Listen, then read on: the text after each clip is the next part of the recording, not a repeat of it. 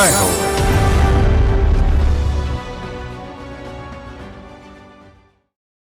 నమస్కారం. సామాన్యుల అసమాన విజయగీతిగా ఈటీవీ జయహోకు స్వాగతం. ఆమె ఉత్తరాఖండ్లో హిమగిరుల చెంతనే పుట్టి పెరిగింది. ఖ్యాతిలో శిఖరమంత ఎదిగింది. జాతి మెచ్చే సాహస క్రీడలో అనేక పర్వతాలను అధిరోహించింది. ఇక బెంగళూరులో వ్యాపారం దివాళా తీసి బతుకంత బాధగా మారిన ఓ ఇల్లాలు హైదరాబాదీ వంటకాల ఘుమఘుమలతో కొత్త వ్యాపార సామ్రాజ్యం నిర్మించి విజేత అయ్యారు. విభిన్న స్ఫూర్తి కథనాల సమాహారం జైహో మీకోసం. జై హో.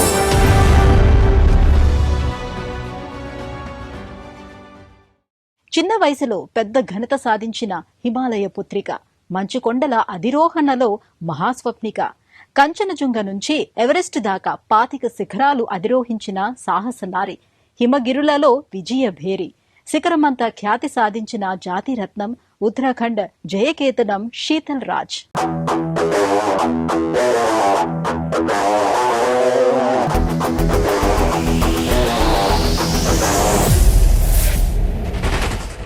శిఖర ప్రేమికురాలు, సాహస యాత్రికురాలు శీతల్ రాజ్ 1996లో ఉత్తరాఖండ్ రాష్ట్రం పితోరగఢ్ జిల్లా నల్మొదాలో పుట్టింది. హిమగిరులలోనే పెరిగింది. ఉదయ సంధ్య వేళల్లో శిఖరపు అంచులపై నీరెండతో వింతకాంతులు హిమనగాలపై తన ఆకర్షణను పెంచాయి. ఎప్పటికైనా ఆ శిఖరాలు చేరాలని ఆమె హృదయం ఆరాటపడేది. అవే తర్వాత కాలంలో ఆమె ఆశయ శిఖరాలయ్యాయి. అయితే చిన్నప్పుడు భుక్తికే కష్టంగా ఉండేది. నాన్న ఉమాశంకర్ రాజ్ టాక్సీ డ్రైవర్, అమ్మ సప్నాదేవి గృహిణి. తొలుత వ్యతిరేకించిన తర్వాత శీతల్ ప్రతిభను గుర్తించి ప్రోత్సహించారు.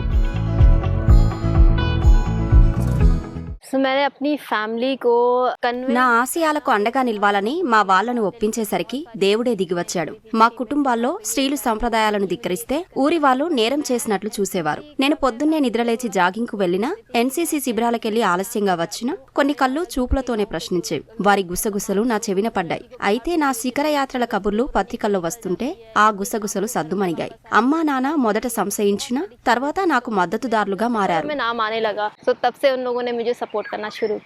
ఎదిగే వయసులో శీతల్ అమ్మకు మంచి స్నేహితురాలైంది. ఆమె వంట చెరుకు కోసం చిట్టడవికి వెళుతూ ఉంటే తనూ వెంట నడిచి వెళ్లేది. తమలా కొందరు కట్టెమోపులతో కాకుండా భుజాన బరువులతో వెళుతుంటే ఆసక్తి పెరిగింది. పర్వతారోహణకు వెళుతున్నారని తెలిసి మనసు నిలువలేదు.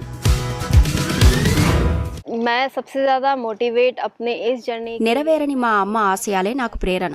వాటిని నిరంతరం కొనసాగించాలని తను నన్నెంతో ప్రోత్సహించింది. ఉన్న దాంట్లోనే అర్థవంతంగా జీవించడం నేర్పింది. అన్నట్లు పర్వతాలే నాకు నిజ నివాసాలు. అవి నన్ను తమ కన్నబిడ్డలా కాపాడాయి, గాయాల నుంచి రక్షించాయి. నాకు పర్వతాలే ప్రియనేస్తాలు. వాటితోనే సహవాసం.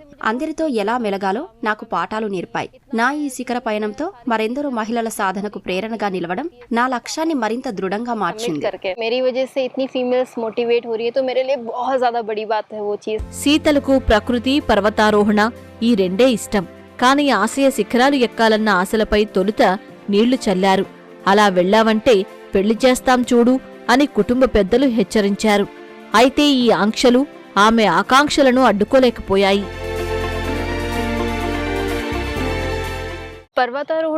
పర్వతాలలోనే పెరిగాను. కానీ పర్వతారోహణ ఒక క్రీడ అని ముందుగా తెలుసుకోలేకపోయాను. మేము ఇక్కడే నివసిస్తున్నాం. ఎందుకో మరి స్థానికుల్లో ఈ శిఖరారోహణ నిరర్థక వ్యవహారమనే అపోహ ఉంది. అయితే ఎన్సీసీతో నా పరిచయం పర్వతారోహణపై ఓ కొత్త ప్రపంచాన్ని నా ముందు ఆవిష్కరించింది. ఈ మార్గంలో ముందుకు సాగేందుకు స్ఫూర్తినిచ్చింది. 2015లో డార్జిలింగ్ హిమాలయన్ మౌంటనీరింగ్ ఇన్స్టిట్యూట్లో ప్రాథమిక పర్వతారోహణ కోర్సులో చేరింది. అప్పుడు ఫ్రీ ఎవరెస్ట్ యాత్రలో భాగంగా శీతల్ త్రిశూల్ పర్వతాన్ని అధిరోహించారు. ఈ తొలి విజయంతో ఆమె ఆత్మవిశ్వాసం పెరిగింది. పర్వతారోహణను వృత్తిగా మలుచుకునేందుకు బాట వేసింది. 8000 मीटर पे హ్యూమన్ బాడీ కా పర్వతారోహణలో ఒక్కో అంచెకు చేరినప్పుడు ఒక్కో సవాలు ఎదురవుతుంది. 8000 మీటర్ల ఎత్తైన శిఖరాలపై వాతావరణం మన మనుగడకే పరీక్షగా ఉంటుంది. అలాంటి భయంకర అనుభవం కంచనజుంగ శిఖరం మీద నాకు ఎదురైంది. ఇది అనుభవం ఆధారంగా చేసిన అధిరోహణ, అంతేకాని ముందస్తు అధ్యయనంతో సిద్ధమైంది కాదు. పర్వతారోహణ ఎంత కష్టమో కిందికి దిగిరావడం కూడా అంతే కష్టంగా మారింది. అయితే పొద్దున్నే శిఖరం చేరుకుని సూర్యుని తొలి కిరణాల కాంతిలో తడిచిపోవడం అద్భుతం. वो सबसे शानदार शानदार मोमेंट्स था मेरा लाइफ। ఎన్ని కష్టాలు ఎదురైనా శీతల్ ప్రకృతి ఆరాధన పర్వతారోహణను విడిచిపెట్టలేదు. 8000 मीटर से क्लाइंब करके वहाँ से स्की 8000 మీటర్ల పర్వతం నుంచి స్కీయింగ్ తో కిందికి దిగిరావాలన్న ప్రయత్నం బెడిసికొట్టింది. ఓ దిశగా స్కీయింగ్ వేగం ఎక్కువైంది, మరో దిశగా వెర్రి గాలులతో అదుపు తప్పి ఏమీ కనబడక పడిపోయాను. కాలికి గాయమైంది. శస్త్రచికిత్స తర్వాత 6 నెలల పాటు మంచానికే పరిమితమయ్యాను. కలలు చెదిరిపోతున్న వేళ కుటుంబ సభ్యుల మద్దతుతో తిరిగి కోలుకున్నాను. 2024 జనవరిలో లద్దాఖ్ లో నా యాత్ర పునఃప్రారంభమైంది. వైద్యులు హెచ్చరించినా వినకుండా సంకల్ప బలంతో యాత్ర విజయవంతంగా పూర్తి చేశాను. शुरू किया और सक्सेसफुली हो गया सबमिट। 2018 మే 21న 21 ఏళ్ల వయసులో శీతల్ 8586 మీటర్ల ఎత్తున భారత్, నేపాల్, చైనా సరిహద్దుల మధ్య ఉన్న కంచన్జుంగా పర్వతాన్ని జయించారు. విజయ చిహ్నంగా మన దేశ జాతీయ పతాకాన్ని ఆవిష్కరించారు. साउथ कॉल का चीजें ఎవరెస్ట్ దక్షిణ భాగాన్ని మృత్యు పొంచిన ప్రాంతమంటారు. ఎంతో ప్రమాదకరమైన ఆ ప్రాంతాన్ని సాహసంతో దాటాను. ముఖ్యంగా అన్నపూర్ణ శిఖరాధిరోహణ సందర్భంలో మోకాలి నొప్పి వచ్చింది. అయినా పట్టుదలతో కంచన్జుంగా పర్వతాన్ని అత్యంత సాహసంతో అధిరోహించాను. सक्सेस करना है। कंचनजंगा सबसे ज्यादा डिफिकल्ट और डेंजरस था। ఎవరెస్టు పర్వతాన్ని ఎక్కడం మరో సవాల్. నేపాల్లో బేస్ పాయింట్ నుంచి వెళుతూ ఖుంబు అనే హిమాని నదాన్ని దాటాలి. అది మహాసాహసంగా చెప్పాలి. ఘనీభవించిన మంచుగడ్డల కింద ప్రవహిస్తోంది. పగటిపూట ప్రమాదమని భావించి సమయస్ఫూర్తితో రాత్రివేళ ఖుంబూను దాటారు. 2019 మే 16న ఎవరెస్టు శిఖరమెక్కి చిన్ననాటి కలను నిజం చేసుకున్నారు. खुम्बू आइसफॉल में रात కుంభు హిమనీ నదం పెద్ద సవాల్. హిమపాతాల ప్రమాదం లేకుండా రాత్రివేళ ఆ నదీ నదాన్ని దాటాను. అంతేకాదు నాకు నేపాలీ భాష వచ్చినందువల్ల కలిసి వచ్చింది. ఏదేమైనా ఎవరెస్ట్ శిఖర అధిరోహణం నాకు ఓ మధుర స్మృతిగా మిగిలింది. एक्सपीडिशन करके 2024లో శీతల్ పేరు మరో పర్యాయం మారుమోగింది. అక్టోబర్ 8వ తేదీన ఆమె 8188 మీటర్ల ఎత్తైన శిఖరం మౌంట్ చో ఓయు శిఖరాన్ని ఎక్కిన మొదటి భారతీయ మహిళగా ఖ్యాతి పొందారు. अभी तक मैंने all over the world 23 mountains को నేను ఇప్పటి వరకు విశ్వవ్యాప్తంగా 23 పర్వతాలను ఎక్కాను. 2018లో నా తొలి 8000 మీటర్ల పర్వతం కంచన్జుంగా చేరాను. ఇలా చూస్తే సక్సెస్ రేట్ 25%. నా చిరకాల స్వప్నం ఎవరెస్ట్ శిఖరాధిరోహణ. అది 2019 మే నెలలో నిజమైంది. ఓ కలలా అనిపించింది. 2021లో మహిళా బృందానికి నాయకత్వం వహించాను. ఇక 2023లో మౌంట్ చోయును అధిరోహించిన తొలి భారతీయ మహిళగా నాకు ఖ్యాతి దక్కింది. అది 8201 మీటర్ల ఎత్తున ఉంది. ప్రపంచంలో ఎత్తైన శిఖరాల్లో 6వ. कराया था 2023 माउंटेन्स को सक्सेसफुली क्लाइंब किया है। ఇప్పుడే తన విజయ యాత్ర పూర్తి కాలేదు. ప్రపంచంలో 8000 మీటర్ల ఎత్తైన 14 మహాపర్వతాలను అధిరోహించటం జీవిత లక్ష్యం. ఆసియా శిఖరాలపై విశ్వాసమే శీతల్ను ముందుకు నడిపిస్తోంది. 2021 में 2021లో నేను నాటి రాష్ట్రపతి రామ్నాథ్ కోవింద్ చేతుల మీదుగా Tenzing Norgay national adventure award అందుకున్నాను. ఆ మధుర క్షణాలను మా అమ్మా నాన్నతో కలిసి రాష్ట్రపతి భవన్ లో పంచుకోవడం నాకు గర్వకారణంగా అనిపించింది. फील हुआ कि ये हाँ मैंने कुछ अचीव किया है। ఆయన మహ్మద్ బెంగళూరులో ఒకనాడు చక్రం తిప్పారు.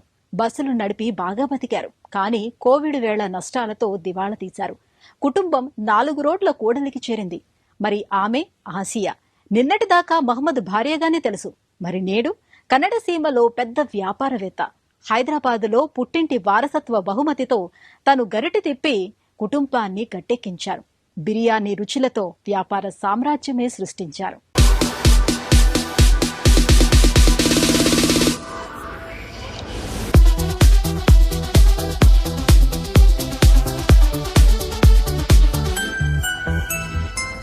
బెంగళూరులో హెచ్ఎస్ఆర్ లేఅవుట్ ప్రాంతంగా ప్రసిద్ధమైన Hosur Sarjapur road layout mini భారతదేశంలా భిన్న సంస్కృతుల సమాహారం. ఎలక్ట్రానిక్, ఐటీ హబ్బులకు దగ్గరగా ఉంటుంది. రెస్టారెంట్లు, హోటళ్లతో సందడిగా ఉంటుంది. ఇక్కడ చిన్న ఆహారశాల నూన్స్ బిర్యానీకి ఓ కథ ఉంది. మహ్మద్, ఆయన భార్య ఆసియా కలిసి స్థాపించిన రెస్టారెంట్ ఇది. సంక్షోభంలో అవకాశాన్ని సృష్టించుకొని హైదరాబాదీ వంటకాలకు చిరునామాగా మార్చారు మహ్మద్ దంపతులు. नून्स बिरयानी 15 साल पहले మా నూన్స్ బిర్యానీ కేంద్రాన్ని బెంగళూరులో 15 ఏళ్ల క్రితం నెలకొల్పాం. ఇంటి తరహా రుచులను అందించాలన్నదే మా ఉద్దేశం. ఆర్థిక ఇబ్బందులతో ఓ దశలో మా స్వస్థలం హైదరాబాద్ తిరిగి వెళ్లిపోవాలని ఓ నిర్ణయానికి వచ్చాం. అప్పుడు నా సతీమణి ఆసియా ప్రోత్సాహంతో హైదరాబాదీ వంటకాలతో బిర్యానీ ఆన్ వీల్స్ పేరుతో ఒక మొబైల్ వ్యాన్ ను ప్రారంభించాం. నాణ్యమైన మా వంటకాలు ఆదరణ పొందాయి. మా ఆహారాన్ని ఇష్టపడే కస్టమర్లు లభించారు. దాదాపు 18 ఏళ్ల క్రితం మహమ్మద్ బెంగళూరులో రవాణా రంగంలో ఒక వెలుగు వెలిగారు. కానీ కొంతకాలం తర్వాత అనుకోని అవాంతరాలతో వ్యాపారం దెబ్బతింది. బాగా బతికిన చోట దివాలా తీసినట్లు ఉండలేక స్వస్థలం హైదరాబాద్ వెళ్లిపోవాలని నిశ్చయానికొచ్చేశారు. కానీ మహమ్మద్ సతీమణి ఆసియాకు పట్టుదల ఎక్కువ. పుట్టింటనో మెట్టింటనో తను నేర్చిన హైదరాబాదీ బిర్యానీ తయారు చేస్తానని భర్తతో చెప్పారు. విక్రయ బాధ్యతలు మాత్రం మీరే చూసుకోవాలి అంటూ మహమ్మద్ను కోరారు. ఆయనకు ఆ ప్రతిపాదన నచ్చింది. సొంత ఇంట్లో వ్యాపార ప్రాతిపదికన వంటశాల ప్రారంభమైంది. 1999 में जब मैं 1999లో ఒట్టి చేతులతో బెంగళూరు వచ్చాను. కష్టపడి వ్యాపారం చేశాను. కానీ కొంతకాలానికి వ్యాపారం దెబ్బతిని నష్టాలు మిగిల్చింది. స్వస్థలం హైదరాబాద్కి వెళ్ళక తప్పదనుకున్నాం. కానీ నా భార్య ఆసియా బిర్యానీ వ్యాపారం చేద్దామన్నది. అలా జయనగర్లో బిర్యానీ ఆన్ వీల్స్ పేరుతో మేమే వంటకాలు చేసి కస్టమర్ల దగ్గరకు తీసుకెళ్లాం. ఆరంభంలో కష్టాలు తప్పలేదు. అయితే 30% కమిషన్ ఇవ్వటంతో బ్రాండ్ బలపడింది. తాజా బిర్యానీ అందించేందుకు 14 సీట్లతో రెస్టారెంట్ను విస్తరించాం. అలా మా విజయ పదం మొదలైంది. अच्छा चल रहा था हमारा बिजनेस. కొద్దిపాటి రెస్టారెంట్గా ఆరంభమైన బిర్యానీ బిజినెస్ క్రమంగా పెరిగింది. ఆసియా మహమ్మద్ల వంటింటి గుమగుమలు సూపర్ మార్కెట్లను తాకాయి. మాంసాహార మృదుత్వానికి బొప్పాయి, కుంకుమ పువ్వు కలిపిన నెయ్యి, నానబెట్టిన సహజమైన మసాలాలు ఉపయోగించారు. బాస్మతి బియ్యం, మసాలాలు, మాంసం కలిపి వండిన సంప్రదాయ దమ్ బిర్యానీ రుచి, శుచి ఆహార ప్రియులకు నచ్చాయి. 10 మంది మాటతో కస్టమర్లు పెరిగారు. कुकिंग का आर्ट जो है ये मेरे बीवी जो है ना मेरे मदर నా సతీమణి మా అమ్మ దగ్గర నేర్చుకుని వంటకాల తయారీలో నైపుణ్యాలను మెరుగుపరుచుకుంది. తరతరాలుగా ఈ సంప్రదాయ వంటకాల లభ్యతకు నూన్స్ బిర్యానీ ఇప్పుడు కేంద్రం. నేటి కాలంలో ఇలాంటి నైపుణ్యాలు పంచుకోవటం అరుదుగా చూస్తాం. కానీ మా బిర్యానీ మా అమ్మ వారసత్వం. ప్రతి వంటకం అస్సలు సిస్సలు రుచితో ఉంటుంది. इसलिए जो है ना वो मदर का जो ट्रेंड है उसको अच्छा बिरयानी बनाने आता है. సరిగ్గా 8 ఏళ్ల క్రితం ఇక్కడి హెచ్ఎస్ఆర్ లేఅవుట్ 7వ సెక్టార్లో నూన్స్ బిర్యానీ ఆరంభమైంది. ఇక్కడ తయారైన హైదరాబాదీ బిర్యానీలు, కబాబ్స్, రసమలై మిఠాయిలు ఆహార ప్రేమికులకు నచ్చేశాయి. రోజు చికెన్ దమ్ బిర్యానీ, వారాంతంలో మటన్ బిర్యానీ వడ్డిస్తారని అందరికీ తెలిసిపోయింది. నోరూరించే వంటకాలు సహ వ్యవస్థాపకురాలు ఆసియా నైపుణ్యాలను ప్రతిబింబిస్తాయి. अलग अलग बिरयानी बनाते ऑर्डर से जैसा हार्ट पेशेंट కస్టమర్ల ఇష్టాలకు అనుగుణంగా ఇక్కడ గుండె సమస్యలున్న వారికి ఆలివ్ ఆయిల్, తక్కువ మసాలాలతో వండే బిర్యానీలు తయారు చేస్తున్నాం. గ్రిల్డ్ చికెన్ గా తెలిసిన ఆల్ఫాహామ్, హరియాలి వంటకాలున్నాయి. ఏళ్లుగా నాణ్యత ప్రమాణాలు ఒకేలా పాటిస్తున్నాం. 15 इयर्स से भी हमारा क्वालिटी और कस्टमर भी हमारे 15-14 इयर्स से भी सेम कस्टमर है. నూన్స్ బిర్యానీ ఒక రెస్టారెంట్ మాత్రమే కాదు, ఒక కుటుంబ విజయ గాథ. రవాణా వ్యాపారం దివాలా తీసి బతుకు సంక్షోభంలో పడ్డప్పుడు ఆ కుటుంబం బాధల్లోంచే విజయగాథ ఎలా రాసుకుందో ఈ కథనం ఓ నిదర్శనం. యజమాని మహమ్మద్ వంటకాల విక్రయాలు, సరఫరాలను పర్యవేక్షిస్తున్నారు. ఆసియా వంటకాల తయారీలో తన నైపుణ్యాలను నిత్యం ఆహార ప్రియులకు చూపిస్తున్నారు. వీరి కుమారుడు వ్యాపారాన్ని నవీన పంథాలో ముందుకు తీసుకెళ్తున్నారు. అమ్మ, నాన్న, అబ్బాయి కలిసి నడుపుతోన్న ఈ రెస్టారెంట్ బెంగళూరులో ఆహార ప్రియులను ఆకట్టుకుంటోంది.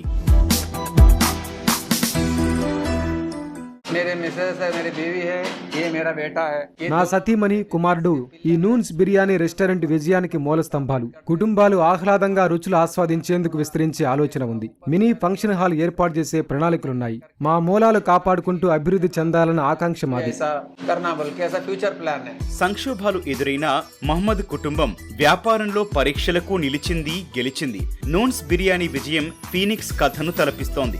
నిజంగా నిబద్ధంగా పనిచేస్తే విజయం తథ్యమని నిరూపిస్తోంది. ఈ వంటకాలను ఆకలి తీర్చే భోజనంలో భాగంగానే చూడకూడదు, వారసత్వ రుచులను ఆస్వాదించేందుకు ఆహ్వానిస్తోంది ఈ వంటశాల.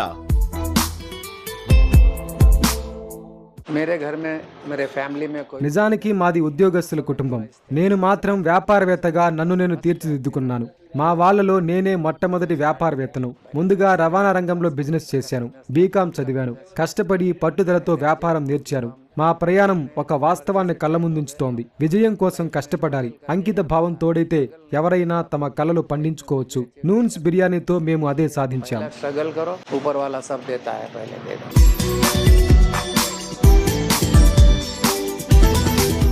అవాంతరాలను అధిగమించి ఆసియా శిఖరాలను అందుకున్న సాహస యాత్రికురాలు శీతల్ రాజ్ బతుకు పోరులో ఓటమిని చవిచూసి హైదరాబాదీ వంటకాల వ్యాపారముతో చిన్న సామ్రాజ్యమే సృష్టించుకున్న ఆసియా ఉభయులు సామాన్యులు, అసమాన విజేతలు. మరిన్ని కథనాలతో వచ్చే వారం జేహోలో మళ్లీ కలుద్దాం.